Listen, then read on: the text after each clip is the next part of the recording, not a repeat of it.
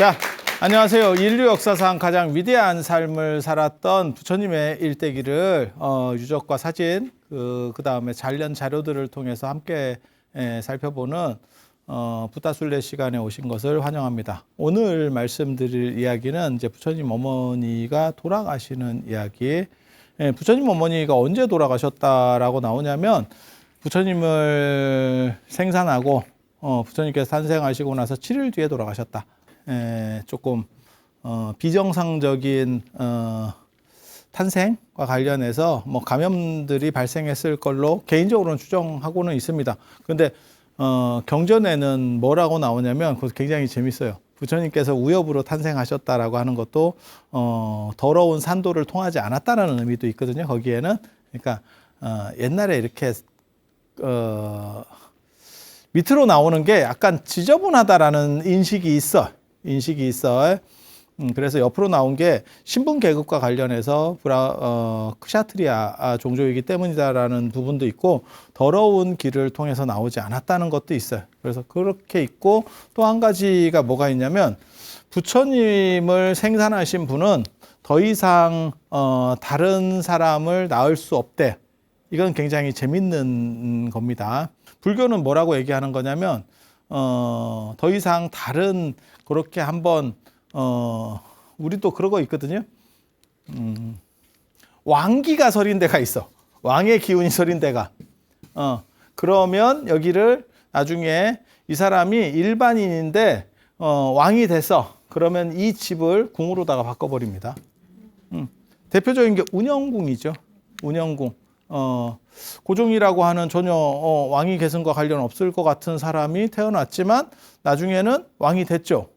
그런데 그 왕기가 서린 곳에 누군가 살면 또 다른 왕이 나올 수도 있다는 거예요. 그래서 아예 궁으로 지정해버리고 거기서는 더 이상 그런 생산활동이 불가능하게 만들어버리는 거죠. 원천 차단시켜버리는 거죠. 그래서 부처님이 태어나신 자궁에는 더 이상 다른 것들이 들어갈 수 없다. 그래서 어머니가 돌아가셔야 된다. 이런 썰을 주장을 하는데 야, 그거 너무 부처님 쪽 아니냐? 해석이 너무 부처님 쪽으로 유리한 해석 아니야? 불교 입장에서는 이 7일 만에 돌아가시는 게 참 해결하기 어려웠었어요. 왜? 어떻게 보면 어머니가 부처님 생산하는 것과 관련해서 돌아가신 거 아니냐? 그거지, 그거. 그러면 어떻게 보면 나한테 제일 은혜로운 사람이 나 때문에 죽은 상황이 됐잖아. 그걸 어떻게 처리할 거냐? 그래서 불교에서는 더 이상의 생산은 불가능하다. 그러니까 부처님을 낳은 어떻게 보면 왕기지. 그래서 왕기가 어린 데에는 더 이상의 생산이 안 된다. 그래서 부처님 어머니는 돌아가셨다. 딱 들어도 약간 냄새가 그런가? 조금 이런 느낌? 그리고 나중에도 이제 나오는 게 부처님께서 깨닫고 7년 후에 도리천에 가서 어머니를 위해서 설법하신다는 내용이 나와요. 도리천으로. 부처님 어머니가 도리천으로 가거든. 7일 뒤에 돌아가셔가지고 도리천으로. 되게 재밌지? 7자가 연거푸 나오네.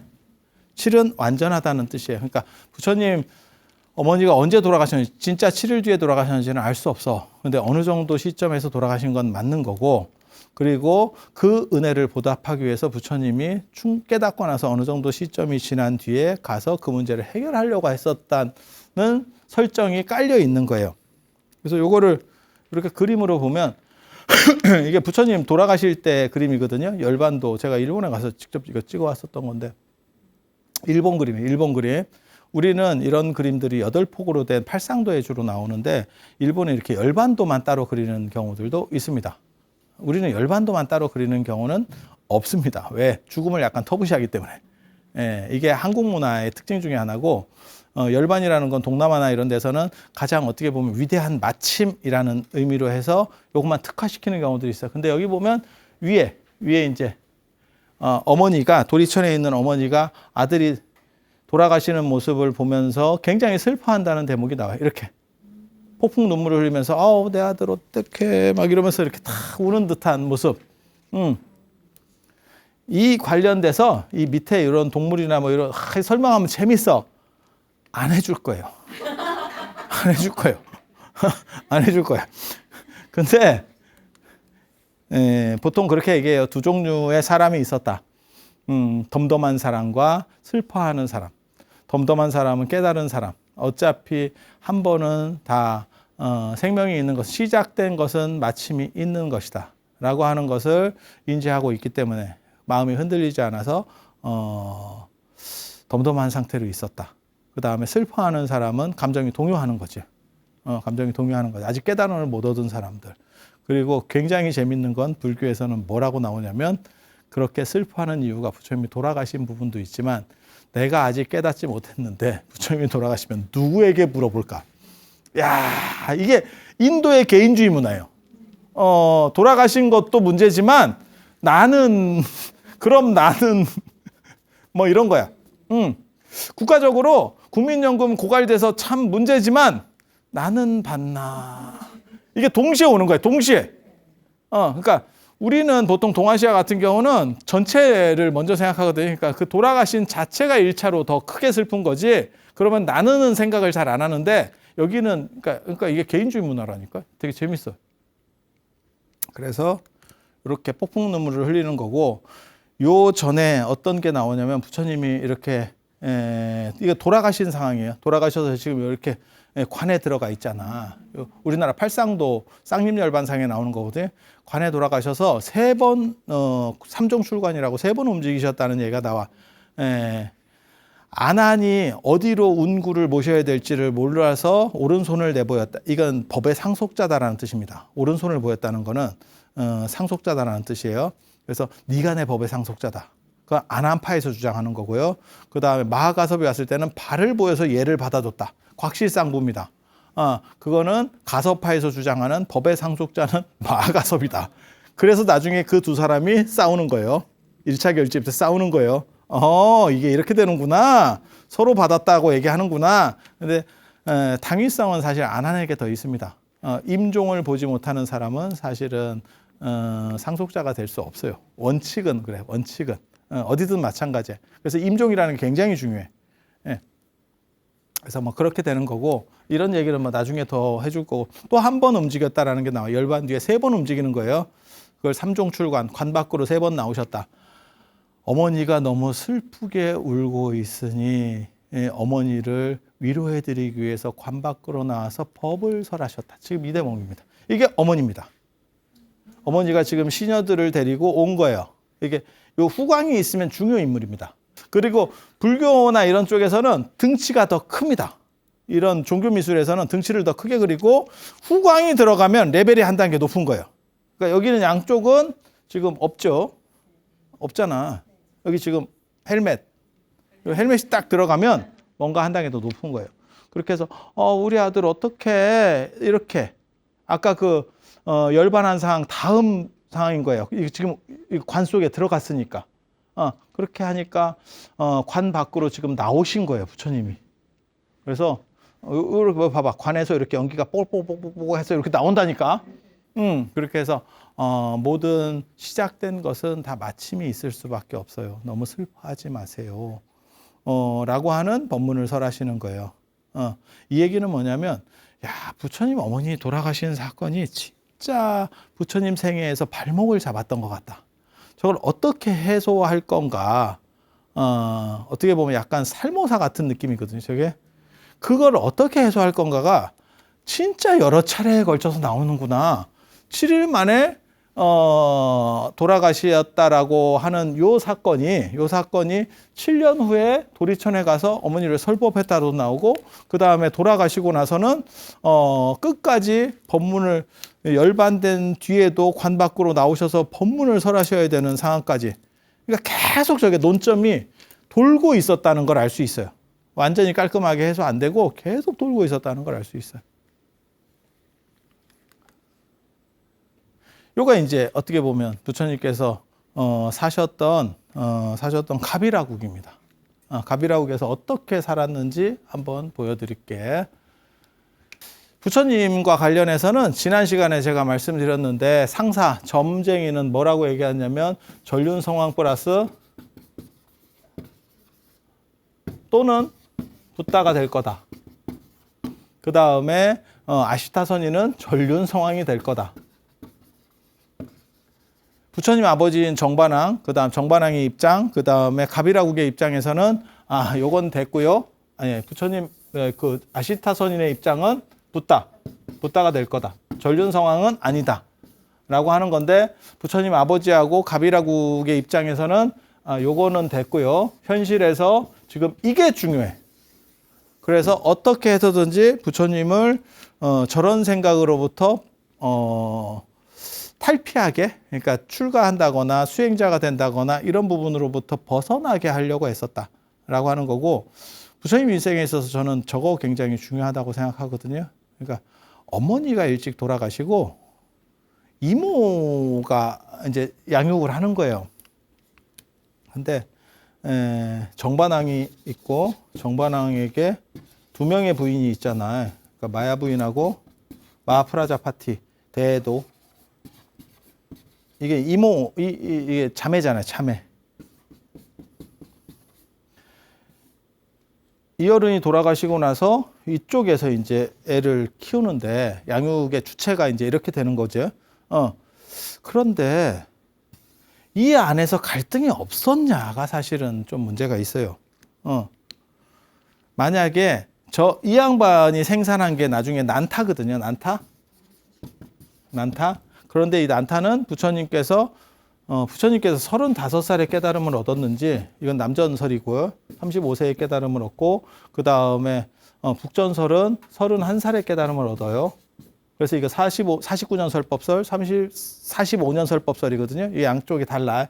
그런데 부처님께서 석가족으로 돌아간 거는 한 6년에서 7년 정도 깨닫고 나서 요때쯤으로 추정을 합니다. 그래서 여기서 7년이라는 설정도 아마 석가족과 관련된 설정일 거예요. 그러니까 처음에 바로 안 갔어. 그래서 요 방식이 맞다라는 생각을 하고 이게 거의 뭐 맞을 거예요. 이게 부처님이 그리고 판단력이 아주 좋은 분이니까. 그래서 이렇게 했으면 이어른을 6년이라고 치면 이때는 41세고 이때는 37세거든요. 37세. 그때 석가족의 석가족의 나라로 돌아갔고, 그때 난타는 결혼하려고 하는, 순다리 난타하고 결혼하려고 하는 상황이었어. 그때 난타의 나이가 17에서 19세 사이입니다. 추정컨대 왕실의 결혼은 다 이 정도에서 해요. 그래서 이렇게 놓고 보면 부처님하고 더블 차이가 나요. 더블 이상. 그러니까 저 정도 뻘 차이가 나면 아들도 아니고 그 소학에도 나와. 10살 이상 차이 나면 아버지 뻘로. 아니 우리도 조선시대 때 그렇게 배운 거라니까. 그러니까 지금은 10살 차이 나면 어쩌라고를 시전할 수 있는데 예전은 안 그래. 10살 차이면 굉장히 크다니까. 왜냐하면 한 17, 이 정도가 결혼을 하기 때문에 10살 차이 정도 나면 조카치고는 굉장히 벌어지는 거예요. 이해가 됩니까? 그래서 아버지 뻘로 대한다라고 하는 대목들이 나오는 거야. 근데 이 정도면 저거 아버지 뻘보다 더 된다고. 그러면 부처님하고 대도는 관계가 굉장히 좋아야 돼요. 왜냐하면 자기 아들이 없잖아.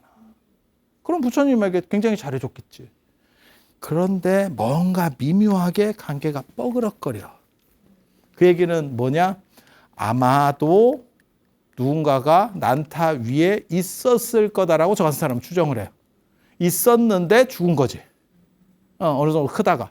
이게 어머니 입장에서는 여기에 자기 언니 아들인데 시다르타가 있는 거고, 자기에게 난타가 있어. 근데 요건 나이 차이가 나니까 경쟁 상대가 아예 안 돼. 그런데 이 위에 몇 살 차이 안 나는 아들들이 있었다면, 그러면 부처님을 약간 이렇게 시키고 요거를 이렇게 해야지. 그게 부처님 입장에서 보지 마. 그냥 엄마 입장이라고 생각해 봐. 내가 엄마야, 엄마. 저게 맞지 않을까? 저렇게 행동하지 않을까? 그래서 대도하고 약간 미묘한 관계들이 있어요. 미묘한 관계들이 있고, 또 부처님 입장에서는 저 상황에서 사람이 사색적이 됐을 거라고 생각해요. 아무리 왕실에서 약간 풍족하게 커도 저런 조건이 빚어지면 이게 인생이 뭔가에 대해서 조금 생각해보는 그런 상황들이 됐겠지. 그러니까 아예 가난하면 그 생각 못합니다. 근데 풍족한 사람들이 정신적인 스트레스는 어떻게 보면 더 크거든요. 여러분도 마찬가지잖아요. 여러분 어렸을 때 물질이 궁핍했지. 하지만 정신적 스트레스 별로 없었어요. 왜? 떨어진 거 먹으면 먹지 뭐. 그냥 그런 식이고 뭐 침 묻은 거 좀 먹으면 먹던데 뭐 그런 식이었지. 아무 생각 없었어. 이런 문제들이 좀 존재했었던 것 같아요. 그래서 어린 부처님의 성향을 결정하는 데 있어서 대도와의 관계를 어떻게 규정하느냐는 굉장히 중요해요. 그러니까 저 때 약간 이렇게 어떻게 보면 약간 콩쥐 팥쥐 같은 뉘앙스가 존재했다면 자꾸 대도를 미화시키니까 그런데 대도하고 야쇼다라하고는 야쇼다라는 부인이잖아. 부처님하고 상당히 미묘한 것들이 있어요. 아무튼 부처님이 약간 사색적으로 되는 데 있어서 굉장히 중요했다. 이모의 영향, 그 다음에 어머니가 일찍 돌아가신 부분 상당히 중요했다. 라고 하는 거고, 그리고 중화암경 유행경에 뭐라고 나오냐면 나는 카시산 비단이 아니면 입지 않았다라고 하는 게 나와요. 그리고 부처님 관련된 경전들에 다 뭐라고 하냐면 나는 3개의 궁궐을 가지고 있었다. 그러니까 궁궐이라기보다는 집이 3개였었다예요. 한마디로 얘기하면. 그 집의 유적이 이런 겁니다. 이런 것들. 지금은 다 사라지고 이제 터만 이렇게 남은 거예요. 그래서 3채의 집을 가지고 있었다. 그게 카시산 비단이라는 게 뭐냐면 마라나국이라고 하는 바라나시예요. 바라나시. 전 세계에서 가장 오래된 도시 중에 하나가 바라나시거든요. 전에 제가 바라나시 얘기 잠깐 했었는데 그때 뭐라고 얘기했냐면 겐지스강을 끼고 있는 도시고 그래서 이게 물류 수송이 굉장히 좋고 그래서 상업 도시로 이게 발전해요. 중개무역을 하면서 그리고 거기에 뭐가 있냐면 왜 바라나시에 바라나강하고 아시나강이라는 2개가 이렇게 합류해요. 물이 합류하는 곳은 모두 다 예전에 에너지가 굉장히 강한 게 있다고 생각해요. 그러니까 합류는 명당입니다. 그리고 거기는 성수예요, 대부분. 아니, 옛날 사람은 그렇게 생각했어. 그리고 인도뿐만이 아니고 우리도 그렇게 생각했어. 그래서 인도의 쿰브멜라 축제 이런 것도 사실은 그 합류점에서 해요. 야나무강하고 겐지스강의 합류점 이런 데서 한다고. 그래서 저희가 성스러운 도시이기도 하고 2강이 합류한 성스러운 도시이기도 하고 강이 2개가 합류한다라는 뜻은 뭐냐면 그러니까 겐지스강으로 들어가는 거예요. 이게 다 섞여서 그러면 물류 유통이 굉장히 좋지. 그냥 생각을 해봐. 도시 주변으로 강이 3개가 움직이고 있어. 야, 이거 좋지. 그리고 돈이 많으니까 돈이 많으면 문화력은 다 좋아집니다. 특별하지 않으면 그건 경제력과 관련된 거예요. 그래서 그렇게 되면서 저 카시산 비단이라는 게 굉장히 유명해요. 그래서 제가 뭐라고 얘기하냐면 사람들이 자꾸 실크로드라고 얘기하지만 그것은 잘못된 명칭이다. 우리가 실크로드라고 생각하는 중국에서부터 로마까지 연결, 장안에서부터 우리는 신라에서부터 경주에서부터 연결됐다라고 얘기하고 일본은 뭔 소리냐. 뭔 소리냐. 일본에서부터 연결된 거지. 뭔 소리냐. 이렇게 얘기하는데 교토에서부터 시작됐다. 아니면 뭐 나라에서부터 시작됐다. 장안에서 시작된 겁니다. 그냥 솔직하게 얘기하면 장안입니다. 물론 뭐 거기에 이제 간선이 있는 거지. 지선이 그러니까 중요한 지선이 있고 간선이 있는 거지. 뭐 그런 거지. 그러니까 뭐 똑같으면 그런 거지. 뭐 경부고속도로 있고 그게 어디까지입니까? 서울, 부산까지. 그럼 그 부산에서 끝나는 거 아닙니까? 끝나지. 하지만 집에까지도 가겠지. 뭐 이렇게 뭐 그 정도 생각하시면 돼. 약간 욕먹을 소리일 수도 있는데 뭐 사실은 사실이니까. 장안 낙양까지라고 보시면 돼요. 사실은 장안 낙양까지. 그리고 그 실크로드를 통해서 움직였던 거는 사실은 중요한 건 도자기였고 실크가 아니었다를 얘기를 하고 싶은 거예요. 왜? 실크는 인도 실크가 더 좋아요. 중국 실크보다. 그리고 이게 더운 지역 실크고 중국은 비단이에요. 비단은 난방을 위한 특특한 구조로 되어 있고 저런 실크는 사라같이 투명한 구조로 되어 있어. 그러니까 약간 스카프 느낌의 실크가 있고, 그거 진짜 우리도 지금 실크 스카프라고 하는 게 그런 거잖아. 비단이 실에 굵게 하고 직조하는 방식이 능라 단사 이렇게 있거든요. 능이 제일 특특한 비단이에요. 그건 보온용. 입으면 따뜻해요. 그런데 지중해 기후에서는 그 따뜻한 비단이 필요가 없습니다. 그건 지중해 가보면 알아. 네가 로마나 그리스 쪽에 가봐. 그 비단 안 입어요. 왜? 기후적으로 미치지 않고서야 그거 안 입어. 그거 안 입어. 동아시아는 추우니까 그걸 입는 거예요. 그걸 선호하는 거야. 그래서 이 바라나시 비단이라고 하는 게 참고로 말씀드리면 지금도 저희가 비단으로 유명해요. 그래서 바라나국의 수도가 카시인데 이 나라가 정체성도 좀 애매해요. 도시국가로 좀 있다가 저렇게 돈이 되는 도시예요. 어떤 일이 벌어질 것 같습니까? 옆에 나라가 홀라당하지. 쿠웨이트, 이라크가 쿠웨이트 먹은 것처럼 거기 조그만한 나라인데 돈이 많아요. 그럼 내 건가? 이렇게 그렇게 안 했을 것 같아? 그러니까 저게 생각보다 오래 못 가요. 저 나라가. 먹히기 참 좋지. 물류 수송이 좋다는 건 뭐냐면 막기는 어렵다는 뜻이거든. 그러니까 보통 나라의 수도는 우리도 이렇게 서울 이렇게 보면 북한산, 남한산 이래갖고 산들을 이렇게 끼고 막기 딱 좋은 데 있지. 그 얘기는 뭐냐면 반대로 얘기하면 물류 수송은 별로 안 좋겠다. 이렇게 되는 거거든. 아니 그건 서로 상호작용이에요. 상호작용. 그래서 여기가 이제 조금 떨어지긴 하는데 그런 면에서는 이게 독립국가로서의 그 위치는 좀 떨어져요. 그런데 여기 비단이 진짜 먹어주는 비단이에요. 그래서 부처님께서 나는 카시산 비단 옷이 아니면 입지 않았다. 이런 얘기를 여러 번 해요, 부처님이. 부처님도 그런 얘기 잘한다니까. 나 그렇게 잘 살았어. 그 얘기를 계속해. 왜냐하면 신분제가 있는 사회거든.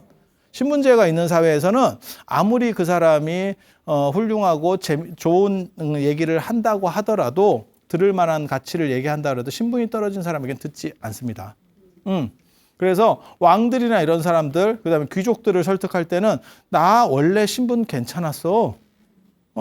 나 쉽게 말해서 재벌집 아들 출신이야. 이 얘기를 하는 거예요. 내가 이렇게 했다. 그래서 부처님 이야기에 보면 나는 카시산 비단이 아니면 입지 않았다. 저거는 명품 중에 명품이다라고 하는 의미예요. 여기서 쓰이는 단어는. 그러니까 여러분이 쓰는 거는 명품이 아닙니다. 여러분이 쓰는 거는 사치품, 약간 비싼 거. 세상에 공장에서 찍어내는 명품은 존재하지 않습니다. 그러니까 명품은 전부 한 땀 한 땀이고 그거는 훔쳐가서 다시 팔 수 없는 게 명품이에요. 그러니까 훔쳐가서 팔 수 있는 건 명품이 아니야. 그래서 그걸 얘기하는 거예요. 그거. 그리고 왜 이런 얘기를 자꾸 하느냐? 당신은 신분사회이기 때문에 출가인이라도 그 당위성을, 그러니까 그 사람들을 쉽게 말해서 설득해야 되는 거야. 그러니까 네가 없으니까 쉽게 말해서 청빈한 게 좋다. 네가 없으니까 그런 거 아니야? 뭐 이런 식으로 나올 수 있는 거지. 나한테 네가 없으니까 그런 거 아니야? 이렇게 되잖아. 맞죠? 어떻게 알았지? 브라보. 용한데? 나보다 난데? 이렇게. 그래서 여기서 이 얘기가 나오고, 그 다음에 집, 여름, 겨울, 우기의 궁전이 있고, 그 다음에 부처님 뭐라고 말씀하시냐면, 우리 집에서는, 노비들에게도, 쉽게 말해서, 종들에게도 고기밥과 쌀밥에 고기 반찬을 줬다. 별거 아닌 것 같지만, 그 당시에는 굉장히 럭셔리하다는 뜻이에요. 지금 보면, 뭐 어쩌라고. 야, 햄버거 먹은 거 아니야? 뭐 이렇게 생각할지 모르는데 그 당시는 그 대단한 거야. 우리도 최근까지 입합의 고깃국 얘기가 있었으니까 우리는 종한테까지도 다 먹일 수 있었다. 이렇게 얘기하는 거고, 이 세계의 궁전이라고 하는 게 가장 구찌가 크죠. 명품 사는 것보다 집이 그렇지 않아? 가방이 비싸봤자 집보다 비싸겠냐? 아니 그렇게 생각해봐. 제가 보기에는 도대체 여성의 가방은 무엇일까? 굉장히 가방이 옷보다 커요. 옷보다 커. 아니 그 선호도나 그 유통 구조나 그 이런 걸로 봤을 때 옷보다 커. 굉장히 재밌다니까. 그래서 사실 가방은 없어도 되거든. 옷은 있어야지. 가방은 없어도 되잖아. 그렇지 않아? 그리고 비싼 가방은 뭐 잘 안 들어가요. 비싼 가방의 특징이 뭐가 잘 안 들어가. 싼 가방은 많이 들어가는데 비싼 가방은 잘 안 들어가. 좀 특이해. 그래서 이 가방은 도대체 무슨 의미를 차지하는가? 재밌어. 이게 굉장히. 그러니까 필연성이 없는데 가장 선호도가 높은 물건 중에 하나야. 굉장히 재밌는 문화거든요. 그래서 집보다는 아무튼 가방은 싸. 그거는 뭐 100%고. 그리고 왜 이런 식의 일들이 벌어지느냐라고 하는 거는 아까 얘기한 부처님 아버님이 전륜성왕과 붓다 중에서 붓다를 싫어했기 때문에. 그래서 최대한 풍족하게 해서 네가 왕이 됐으면 내가 우리 아버님 같이 우리 아버지 사자여방은 상당한 정복군주였는데 내가 왕이 된 뒤에 이게 기울은 거야. 그러니까 대기업으로 얘기하면 아버지는 창업주고 상당히 잘했는데 나는 조금 이렇게 이게 뭔가요? 이러고 있는 거야. 이 열망들이 있는 입장에서는 그게 정반항의 생각이었다니까. 천륜성왕이 되도록 이런 가치들은 좀 차단하고 조금 안 좋은 것들은 좀 하고 좀 편하게 살 수 있도록. 그래서 세속적 즐거움이라는 것도 있는 거거든. 정신적 즐거움도 있지만 저는 그 얘기를 언제나 해요. 물질이 너무 결핍되면 정신적 즐거움을 추구할 수도 없다. 추구할 수도 없다. 대개는. 물론 아닌 경우도 있긴 있어. 하지만 대부분은. 그래서 가난이 장기화되면 사람이 염치가 없어진다.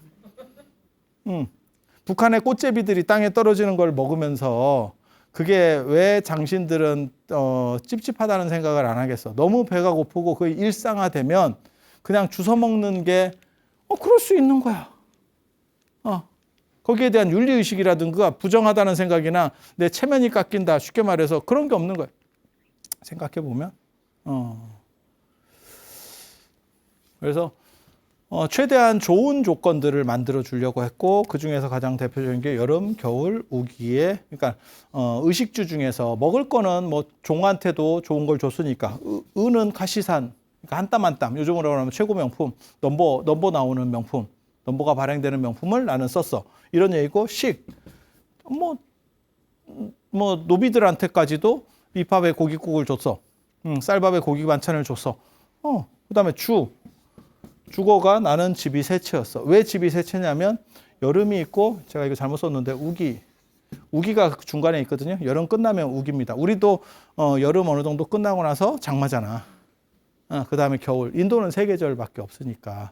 그래서 그 계절에 맞는 집들을 따로 좀 가지고 있으면 우리는 이제 그냥 한 집에서 사니까 이불만 바꾸고 이렇게 하고 있지만 집 자체를 바꾸면 좀 좋지 않을까? 더 좋잖아. 거기에 최적화된 집을 짓는 거야. 그리고 저기 우기라는 게 사실은 상당히 비중이 컸을 거예요. 인도가 3, 4개월 정도 우기가 있는데 그 기간 동안에 습지기도 하고 벌레나 그 다음에 이러한 약간 동물들 이런 것들이 많이 이제 문제들을 일으키거든요. 뱀이나 이런 거 다 기어 나오거든. 그래서 율장에도 그 얘기가 나와요. 빈비사라왕이 왜 안거를 하지 않습니까? 다른 종교들은 안거를 하는데 안거 때 돌아다니면 우기 때 돌아다니면 벌레나 안 그러면 그런 것들을 밟아 죽일 확률도 크고 이런데 그래서 비난을 받는데라고 하는 대목이 나옵니다. 그래서 왜 그들은 안거를 했는가? 사실은 우한 겁니다. 그걸 하한거라고 하는데 사실은 우한 겁니다. 우한 거. 우한 거. 비 올 때. 비 맞고 그리고 다니면 어떻게 돼? 비 맞은 중이 된다고. 그냥 좀 사람이 없어 보이는 거지. 약간 그 물개나 생쥐 같이 비 맞은 생쥐 같이 이렇게 다니면 이게 위가 살겠어? 그러니까 그렇게 하지 마라. 라고 하면서 안거 문화가 나오거든. 빈비사랑이 건의했다. 율장이 그렇게 나와요.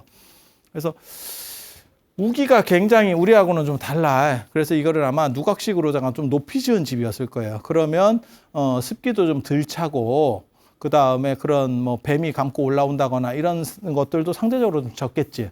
그리고 인도는 아무튼 높은 집 되게 좋아해요. 높은 집 되게 좋아해. 높은 집은 전 세계적으로 원래 선호도가 있었어. 최근 들어서만 선호도가 떨어졌습니다. 잠깐. 왜 엘리베이터나 이런 게 조금 불편했을 때는 높은 집 하면 옥탑방 이런 느낌이었거든. 근데 지금은 다시 또 높은 집에 대한 선호도가 있잖아. 펜트하우스잖아. 그리고 유럽이나 이런 데 가봐. 성당도 언제나 이렇게 조금 높은데, 높고 넓은 광장 쪽에 딱 있어. 그래서 전체를 딱 조망하고 이렇게 있는 거예요. 그러니까 높은 집의 선호는 예전부터 있었어. 그래서 제가 그 얘기 하는데, 꺼진 땅에 명당 없다. 땅이 이렇게 움푹 들어가거나, 그러니까 반지하는 명당 아니라고, 한마디로 해서. 지하는 명당 아니다. 지하는 음택명당. 그러니까 묘자리 쓰는 거. 양택명당. 양명한 사람들이 사는 데는 그런 건 없다. 그래서 이렇게 세 채의 집을 가지고 어디서 살았느냐? 이런 데서 사셨다는 거예요. 이런 데서. 지금은 유적만 남았어. 터만 이렇게 남았고 위에 건 다 없어졌죠. 옛날 얘기잖아. 지금 우리가 하고 있는 게 황룡사에만 가도 주춧돌밖에 없는데, 황룡사가 1200년대에 불나는 건데 거기도 그런 상황인데 이게 지금 언제적 얘기를 우리가 하고 있는 게 2500년 전에 있었던 어떻게 보면 조그만 아주 작은 나라거든. 그래서 거기 또 왕도 아니고 라자라고, 라자. 어떻게 보면 부족장 같은 그런 시절이에요. 그런 시절. 2500년 전이라는 생각을 해야 돼. 그래서 그런 때 이런 정도 유적을 가졌으면 괜찮은 겁니다. 지금 가서 보면 뭐 어쩌라고가 됩니다.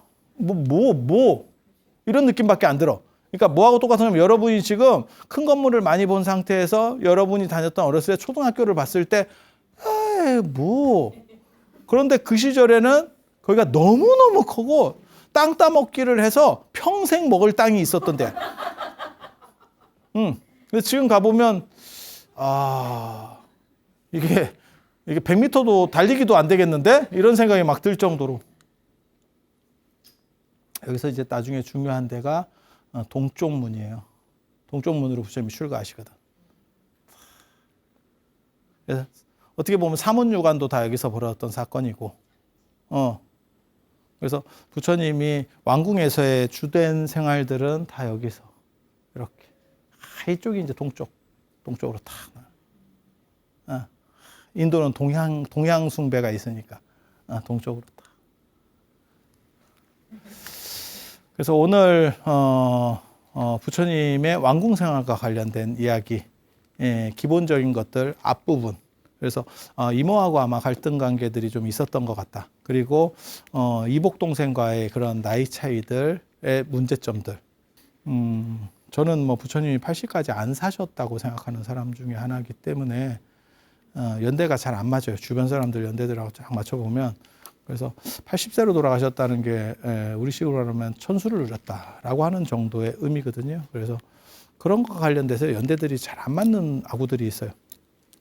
그래서 그런 이야기들도 기회가 되면 해드릴 수 있으면 제가 여러분이 크게 놀라지 않는 정도까지만 해드릴 수 있도록, 그리고 다음 시간에는 부처님이 왕궁에서 어떤 교육이나 이런 걸 받았는가와 관련된 이야기 해드릴 수 있도록 하겠습니다. 자, 들어서 감사합니다.